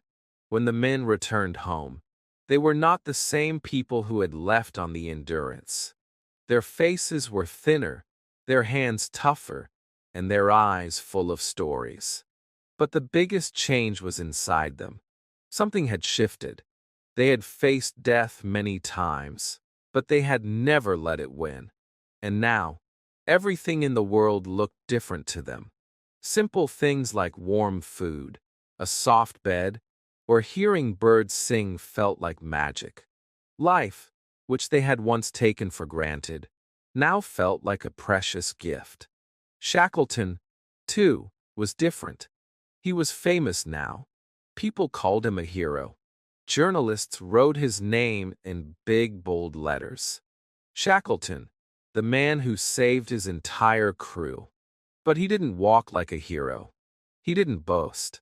He didn't chase praise. He walked quietly, still thinking of the cold ice, the men's tired faces, and the sound of the Endurance breaking. He had done something impossible, not because he was perfect, but because he cared. He once said, "The only true failure is not trying." That was his secret. He kept trying. Always. Many people asked him, "What was your biggest strength?" Was it planning? Leadership? Bravery? Shackleton smiled and replied, "Optimism. That's my best quality."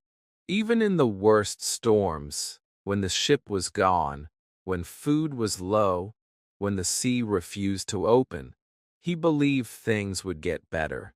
And this belief, like a small fire in the snow, warmed the hearts of every man around him. His story began to be taught in schools. Leaders studied his choices. Teams copied his methods. In war, in business, in life, people asked, what would Shackleton do? And the answer was always the same. Stay calm, protect your people, and never give up. He became more than a man. He became a symbol of human strength. A reminder that even when everything is falling apart, you can still hold yourself together. But life doesn't stop after one great story. After the Endurance, Shackleton wanted to return to Antarctica, not for fame, but because it called to him. The white silence, the wild winds, the place where he had faced his worst fears and found his strongest self. So in 1921, he planned another expedition. He wanted to explore more, to push the limits again. He was older now, slower, but the fire in him had never died. He got a ship, the Quest, and he prepared to leave one more time. Many of his old crew joined him again. They still trusted him. They still believed in his leadership. But as they reached South Georgia, the same island where it all began, Shackleton felt unwell. On the morning of January 5, 1922, he had a heart attack. And just like that, the great explorer was gone. He died in the place he loved most, the gateway to Antarctica. His body was buried in South Georgia by the sea. And to this day, people visit his grave. Some bring flowers. Some bring books.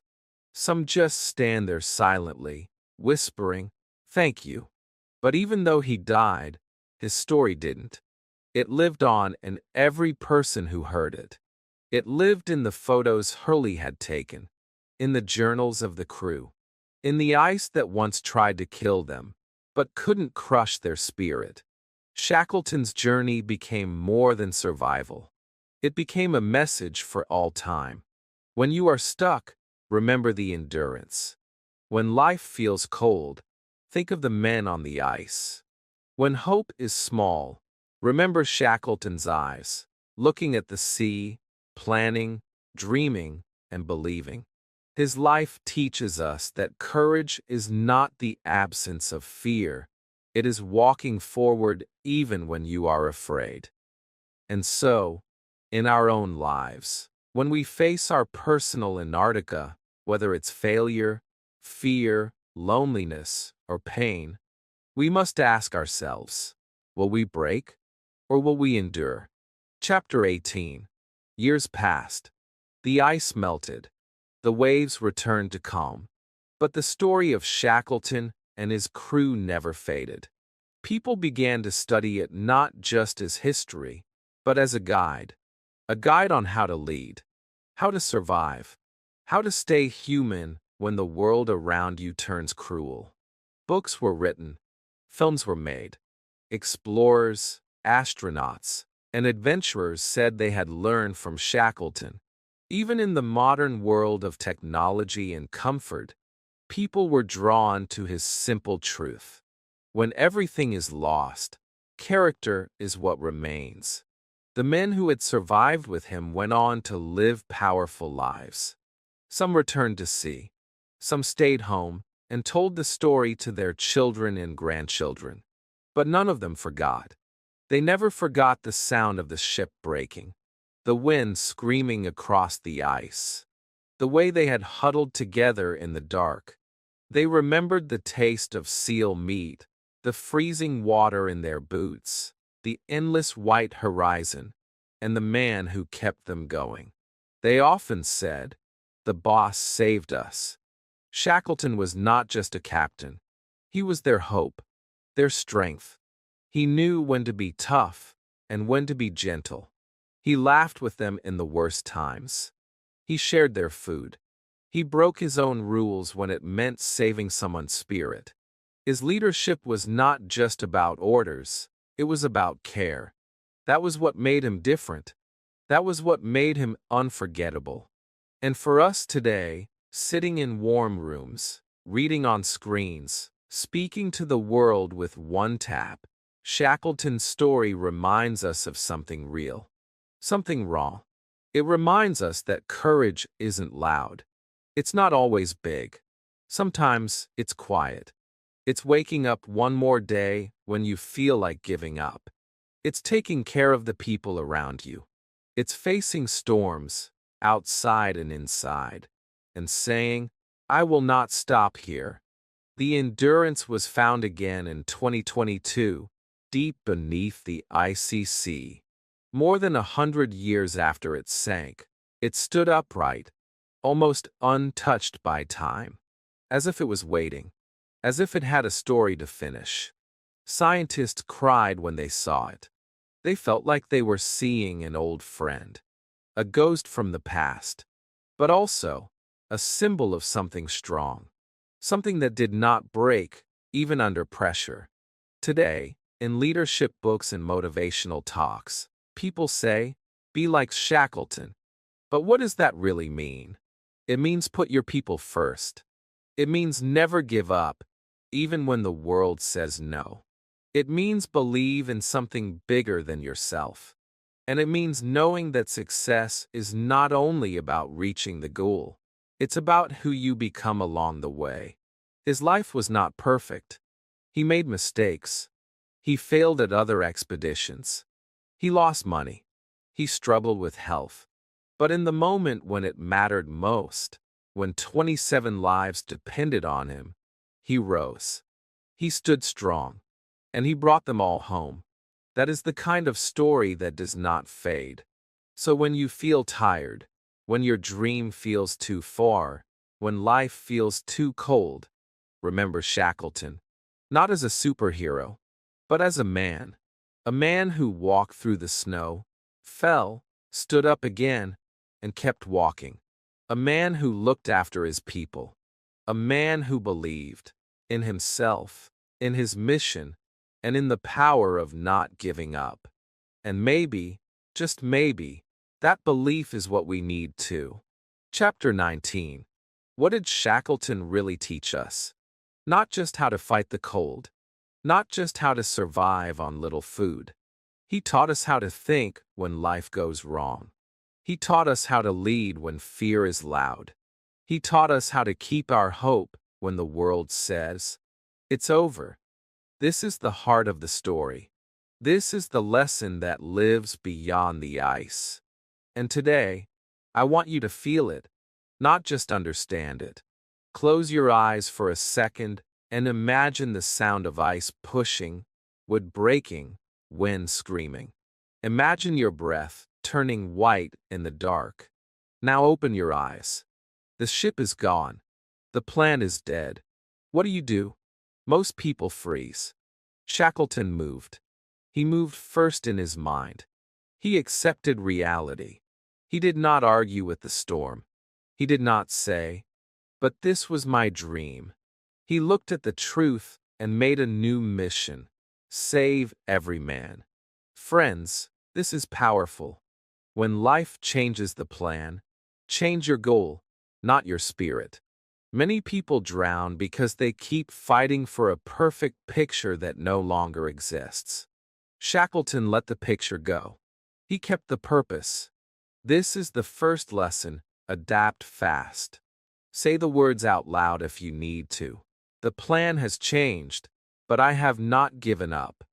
It sounds simple, but on the ice it saved lives. The second lesson is about small steps. At sea, the waves were too big. In the mountains, the slopes were too steep.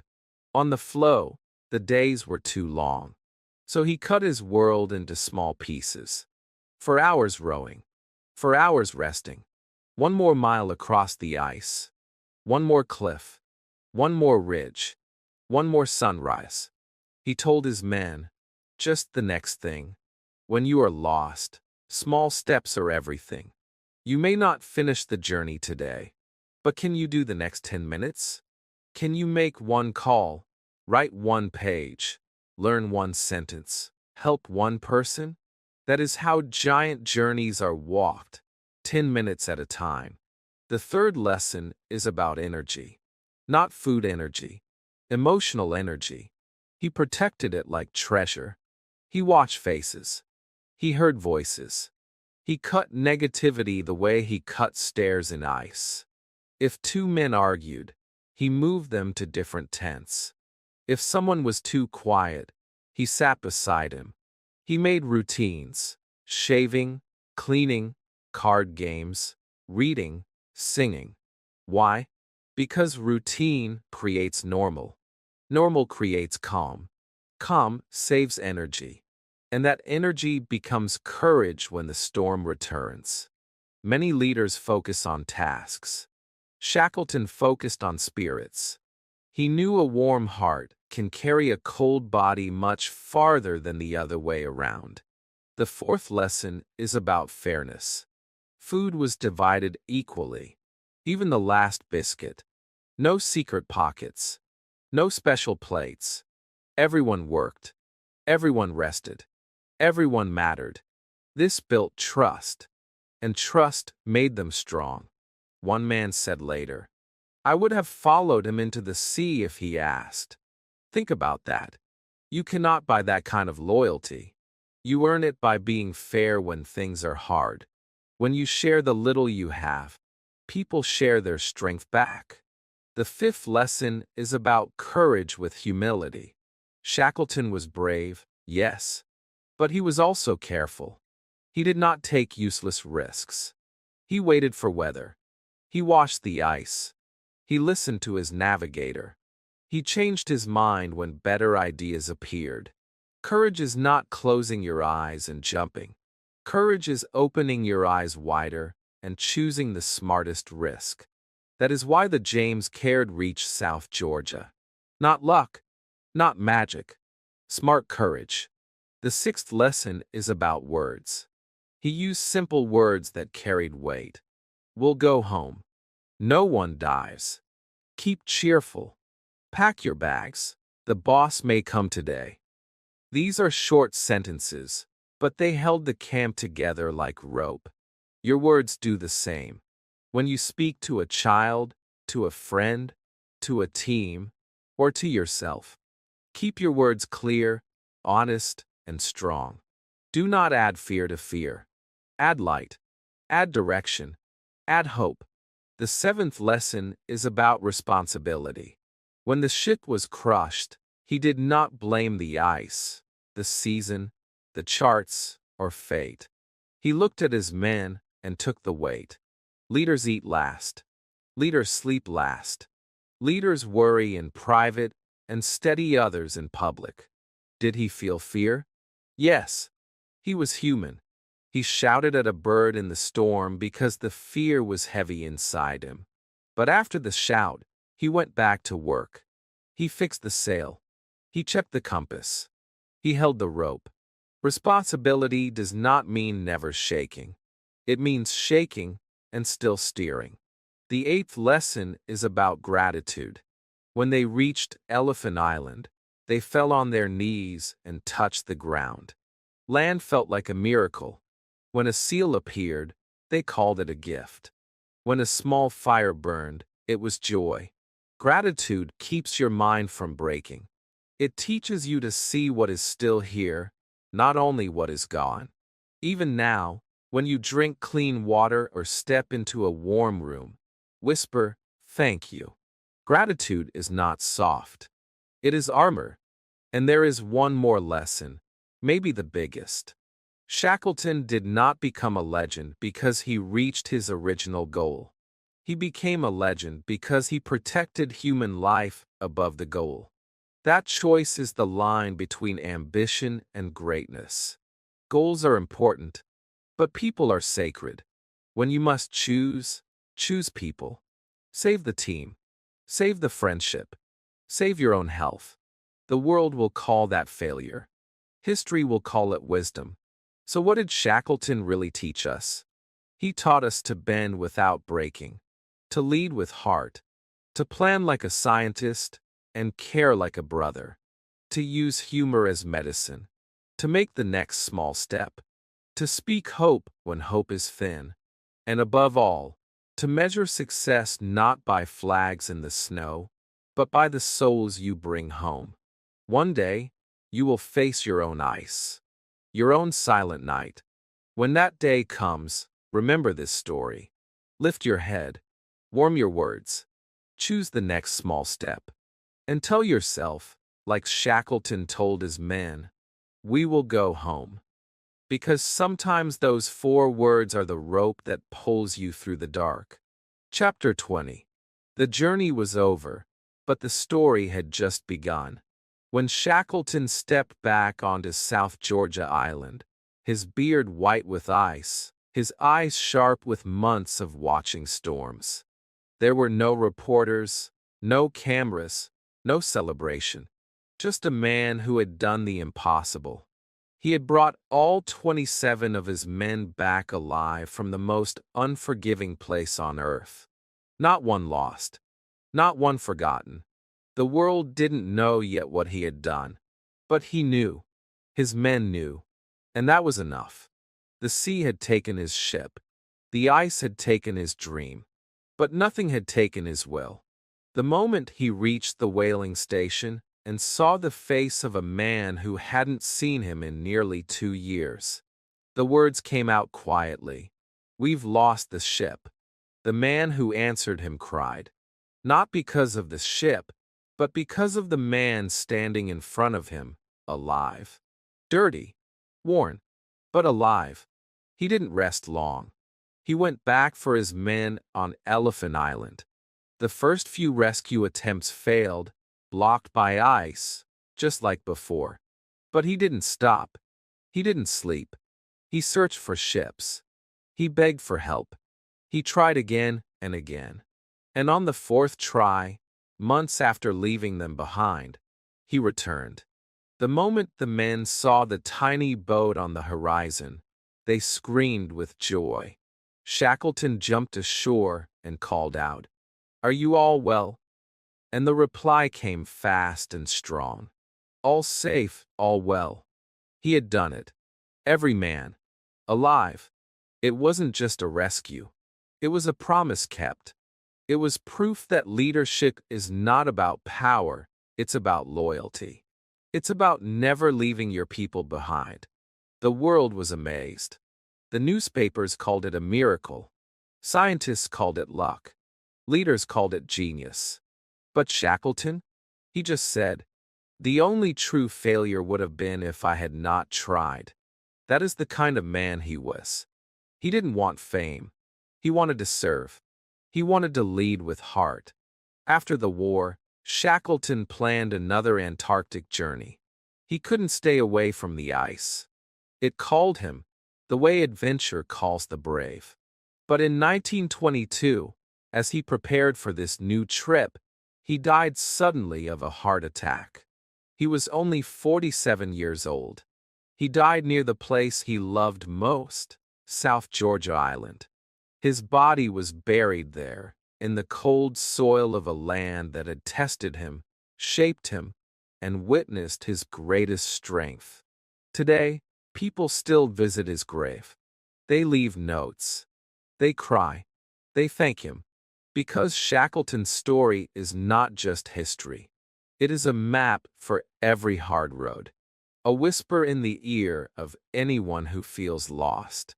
A reminder that courage is not the absence of fear. It is moving forward in spite of it. When your dreams fall apart, remember Shackleton. When your plans get stuck in the ice, remember the man who adapted. When you feel alone, remember 28 men standing together on a frozen sea, choosing faith over fear. When life offers you nothing but wind, snow, and silence, walk on. You don't need perfect weather. You don't need perfect plans. You need heart. You need hope. And above all, you need the will to keep going. Because survival is not just staying alive. Survival is keeping your spirit alive. Even when the ship sinks. Even when the world is ice.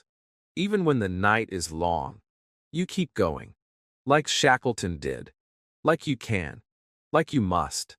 Dear friends, if this story touched your heart, if it made you feel something powerful inside, courage, hope, determination, then don't keep it to yourself.